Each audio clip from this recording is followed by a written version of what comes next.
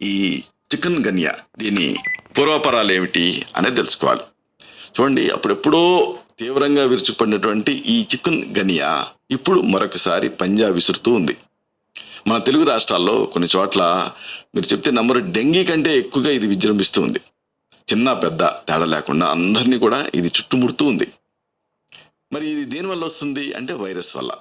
ఈ చికెన్ గన్యా అనేది alpha virus జాతికి సంబంధించినటువంటి చికెన్ గన్యా వైరస్తో వస్తుంది. ప్రధానంగా ఇది రావడానికి ఒక వెక్టర్ అనేది అవసరం, ఒక వాహకం. ప్రధానంగా ఈడిస్ ఈజిప్టే, అలాగే ఈడిస్ ఆల్బోపిక్టస్ అనేటువంటి దోమల ద్వారా ఇది వ్యాపిస్తుంది.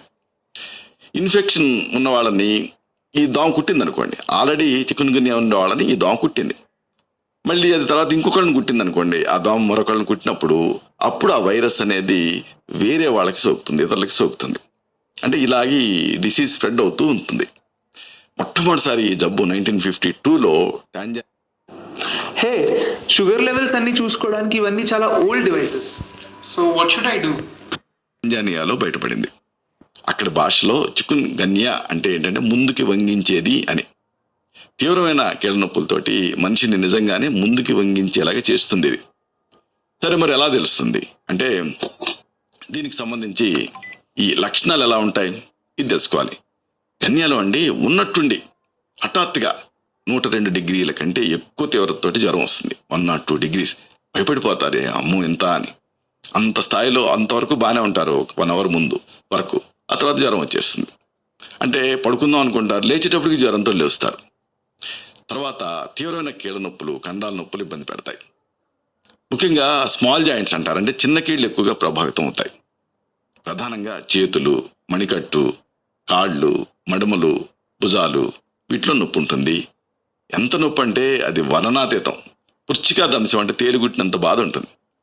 తీవ్రమైనటువంటి జ్వరం నొప్పులతోటి మనిషి అంగుళం కూడా కదలలేడు, అంత నొప్పులు ఉంటాయి. అడుగు తీసి అడుగు వేయటమే కష్టంగా ఉంటుంది, బాత్రూమ్కి కూడా వెళ్ళలేరు. ప్రధానంగా కీళ్ళవాతంలో లాగే నొప్పులు ఉదయం పూట ఎక్కువ స్థాయిలో ఉంటాయి. కొంతమందికి చర్మం మీద అనుబంధ లక్షణాలు కనిపిస్తాయి, అంటే దద్దుర్లు, దురద ఇలాంటివి కూడా ఉండొచ్చు. చాలామందిలో నల్లటి మచ్చలు వస్తాయి.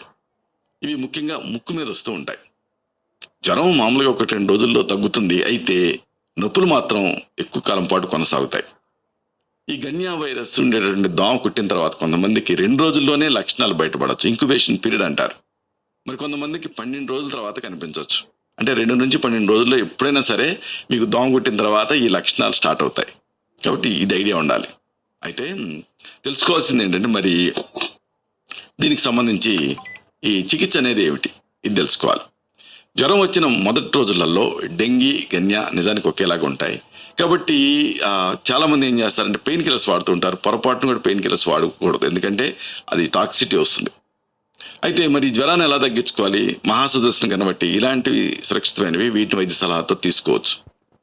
ఇక ఒకవేళ ఇది గన్యానే అనే నిర్ధారణ అయిందనుకోండి, అప్పుడు సెల్లకి, గుగ్గులు ఇలాంటివి కలిసినటువంటి మందులని ఇవి ఆయుర్వేదిక్ మెడిసిన్స్, వీటిని మీ తత్వాన్ని బట్టి ప్రిస్క్రైబ్ చేయాల్సి ఉంటుంది. వైద్య సలహాతో వీటిని వాడుకోవచ్చు. అయితే మీరు గ్రహించాల్సింది ఏంటంటే ఒంట్లో నీటి శాతం ఇది తగ్గకుండా చూసుకోవటం చాలా చాలా ముఖ్యం. అంటే ఓరల్ ఫ్లూయిడ్స్ తాగుతూ ఉండాలి. తగినంత నీరు తాగొచ్చు, మజ్జిగలో ఉప్పు వేసుకొని తాగొచ్చు, కొబ్బరి నీళ్ళు తాగొచ్చు. ఇలాగ ద్రవాలు ఎక్కువగా తీసుకుంటూ ఉండాలి. అలాగే rest is the best treatment. బాగా విశ్రాంతి తీసుకోండి, అంతేగాని ఏదో నొప్పి బెళ్ళు వేసేసుకొని పనులకు పోదాం అనుకోకండి. ఇక నొప్పులు మరీ వేధిస్తూ ఉంటే అప్పుడు వాతసింతామణి రస్ ఇలాంటివి ప్రిస్క్రైబ్ చేయాల్సి ఉంటుంది. వైరస్ అనేది 1 వారం వరకు రక్తంలో ఉంటుంది కాబట్టి ఈ రోగనిరోధక శక్తిని తగ్గించే స్టీరాయిడ్స్ లాంటి వాటిని పొరపాటును కూడా వాడకూడదు.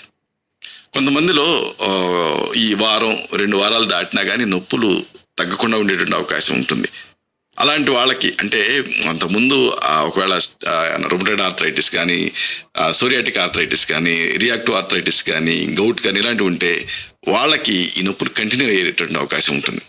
అంటే కొంతమంది ఏమాత్రం నడవలేరు, ఆఖరికి చక్రాల కుర్చీకి కూడా పరిమితం అవ్వచ్చు. ఇలాంటి వాళ్ళకి ఇన్ఫ్లమేషన్ తగ్గించడం ముఖ్యం. దానికి యాంటీ ఇన్ఫ్లమేటరీ డ్రగ్స్ ఆయుర్వేదంలో ఉంటాయి. పునర్నవాది, గుగ్గులు ఇలాంటివి వీటిని ప్రిస్క్రైబ్ చేయాల్సి ఉంటుంది.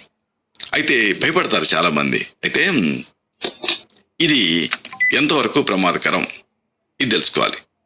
గన్యా ప్రాణాంతకం కాదు, కానీ దీర్ఘకాలపు నొప్పులతోటి వేధిస్తుంది. వయసు